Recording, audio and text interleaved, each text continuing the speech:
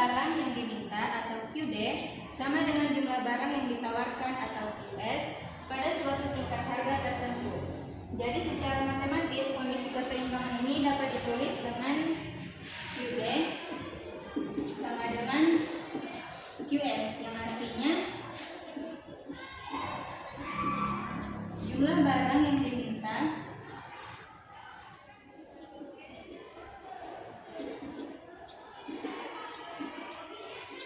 sama dengan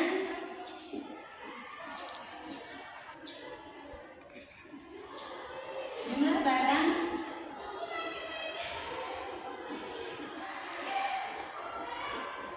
yang ditawarkan. Jadi dalam kondisi inilah yang disebut pasar berada dalam keadaan stabil, yang artinya konsumen dan produsen sama-sama puas dengan harga dan jumlah barang yang ada di pasar. Ada dua bagian dari equilibrium. Yang pertama adalah fungsi permintaan.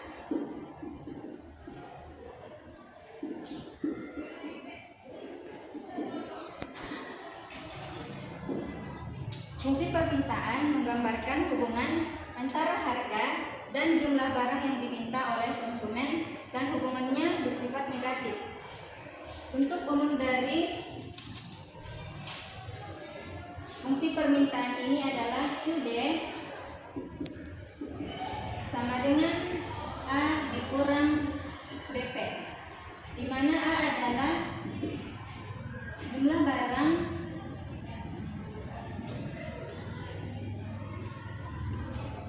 yang diminta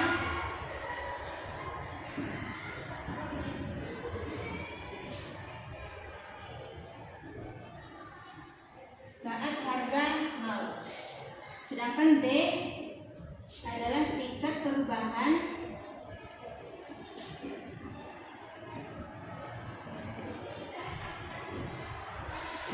kuantitas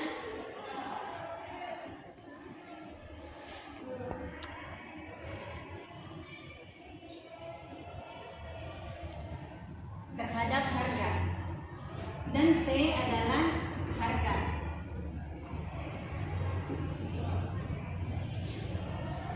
Dan bagian yang kedua adalah fungsi penawaran. Fungsi penawaran adalah menjelaskan hubungan antara harga dan jumlah barang yang ditawarkan produsen, dan hubungannya bersifat positif. Bentuk umum dari fungsi penawaran ini adalah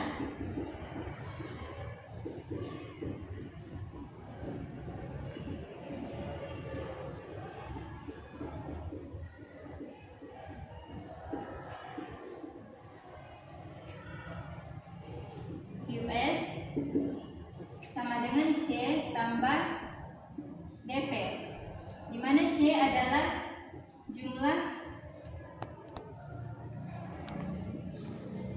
barang yang ditawarkan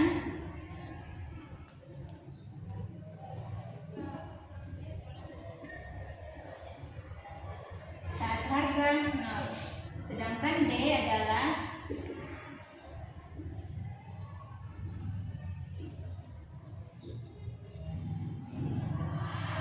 besar perubahan jumlah barang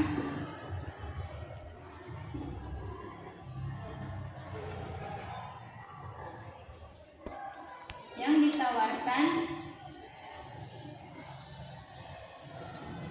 terhadap perubahan harga. Mungkin cukup sekian dari saya, akan dilanjutkan oleh pemateri selanjutnya.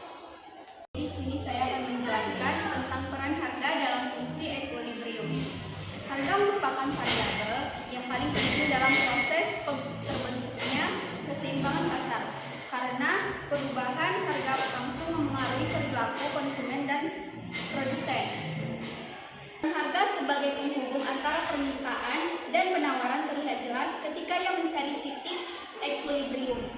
Pada tingkat harga tertentu, jumlah yang ingin dibeli konsumen sama dengan jumlah yang ingin dijual oleh produsen. Apabila harga berada di atas harga equilibrium, kuantitas yang ditawarkan akan lebih besar daripada kuantitas yang diminta, sehingga terjadi surplus.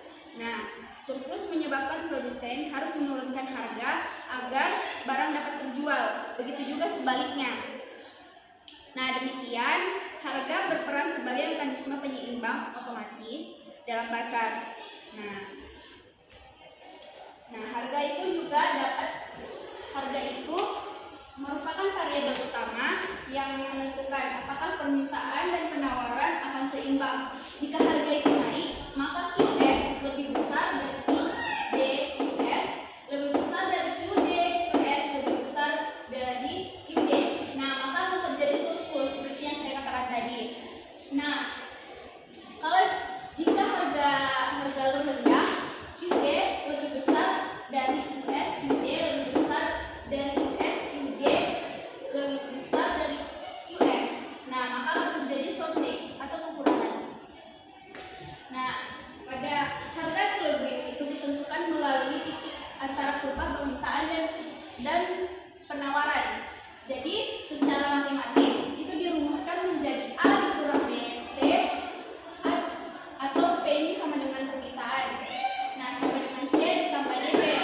Nah, P itu sama dengan A dikurang C per B ditambah D. Oke, cukup sekian dari saya, dan mungkin akan dilanjut lagi oleh pemateri selanjutnya. Nah, di sini saya akan menjelaskan tentang peran kuantitas dalam fungsi equilibrium. Peran kuantitas dalam fungsi equilibrium. Kuantitas atau jumlah barang merupakan variabel penting dalam menentukan keseimbangan pasar karena kuantitas mencerminkan bagaimana konsumen dan produsen merespon perubahan harga. Dalam analisis matematis, kuantitas equilibrium diperoleh dari perpotongan antara fungsi permintaan dan fungsi penawaran. Secara umum, fungsi penawaran dapat ditulis sebagai berikut, yaitu QD sama dengan A dikurang BP, yang dimana QD ini adalah kuantitas yang diminta dan P adalah harga, A dan B adalah parameter yang menggambarkan perilaku konsumen. Baiklah, untuk lebih jelasnya, di sini kita akan membahas tentang contoh dari fungsi equilibrium. Nah, kita berikan contoh pertama itu kan diketahui fungsi permintaannya itu 100 dikurang 2P, sedangkan fungsi penawarannya itu 20 ditambah 3P. Kita diminta untuk menentukan harga equilibrium dan kuantitas equilibrium. Untuk menentukan harga equilibrium, kita mempunyai rumus QD dikurang sama dengan QS, di mana nilai QD itu 100 dikurang 2P, sedangkan QS 20 ditambah 3P. Nah, jika dijumlahkan 100 dikurang 20 sama dengan 3P, karena pindah posisi jadi dia positif ditambah 2P.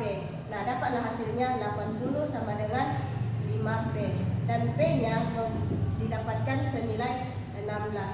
Jadi ini adalah nilai harga equilibrium. Sedangkan untuk bagian B, untuk menentukan kuantitas equilibrium, kan kita sudah mengetahui jumlah P-nya. Jadi kita masukkan ke salah satu persamaan yang di atas maupun yang di bawah. Nah, di sini saya ingin memasukkan kepada persamaan yang di atas. Jadi QD sama dengan 100 dikurang 2P. 100 dikurang P-nya kan sudah diketahui, jadi 2 dikali 16 sama dengan 100 dikurang 32 sama dengan 68. Jadi kesimpulannya kita ketahui bahwa harga equilibrium itu adalah 16P, sedangkan kuantitas equilibrium adalah 68 unit. Yang kedua itu hampir sama dengan contoh yang pertama, tetapi hanya beda di angkanya saja. Kalau untuk soal nomor 2 itu diketahui fungsi permintaannya itu QD 150 dikurang 5P. Untuk fungsi penawarannya diberikan 30 ditambah 3P. Jadi kesimpulannya kalau A untuk harga equilibriumnya itu didapatkan hasilnya itu adalah 15, sedangkan kuantitas equilibriumnya didapatkan berjumlah 15.